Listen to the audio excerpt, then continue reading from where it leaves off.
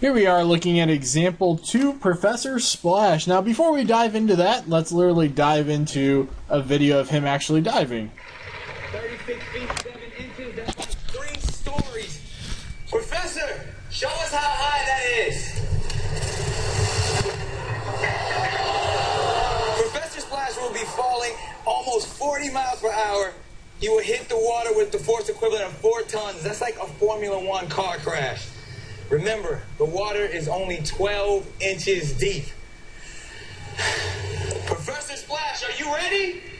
I'm ready. Everyone here, we need complete silence. From Denver, Colorado, Professor Splash.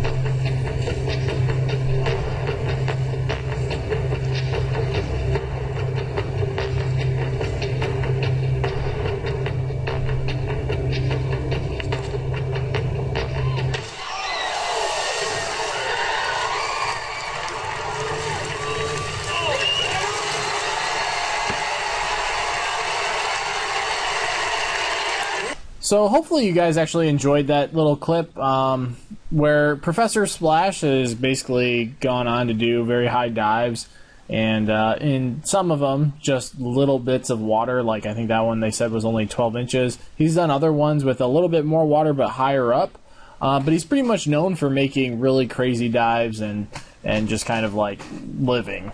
So now for example 2, we're supposed to suppose that the height of Professor Splash is falling in, obviously, time is t in seconds, because that's pretty much, you know, we're not going to be looking at things in terms of minutes.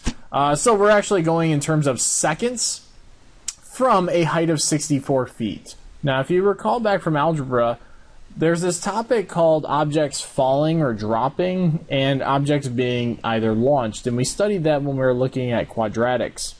Now, Professor Splash did do a slight jump when he left the platform, but we are just going to omit that and say that it was pretty much him just stepping off, and that it was pretty much negligible. And as a result, S of t is going to be equal to 64 feet, in other words, his drop point, minus, there actually should be negative 16 and then t squared. Pretty much what that actually stands for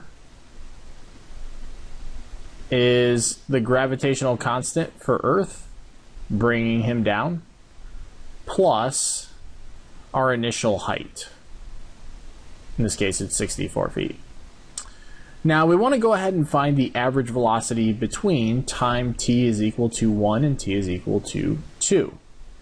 So, as a result, all we have to do is basically plug in these two different t values and see what is his position at those particular times. So, S of 1 comes out to be 64 minus 16 times 1 squared, which comes out to be 64 minus 1 squared is just 1 times 16 is 16. So Professor Splash's position at time t is equal to 1 second comes out to be 48.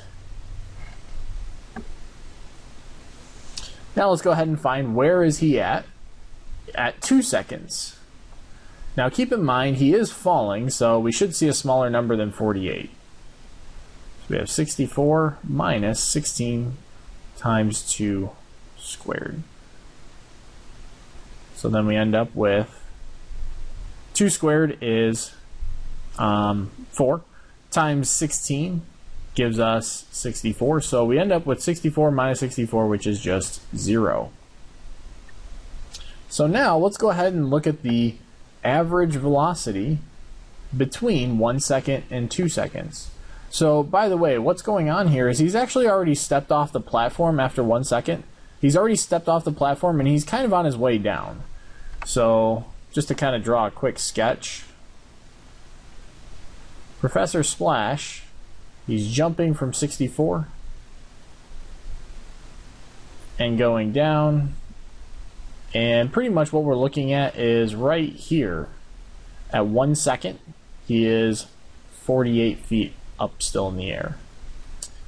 Then at 2 seconds, he hits the actual ground, or water or pool.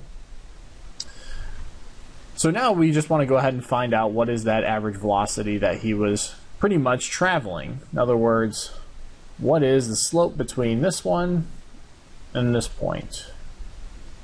What is that rate of change at which he's going down? Well, pretty much just throwing in our values, we end up with 48 minus 0 over 1 minus 2.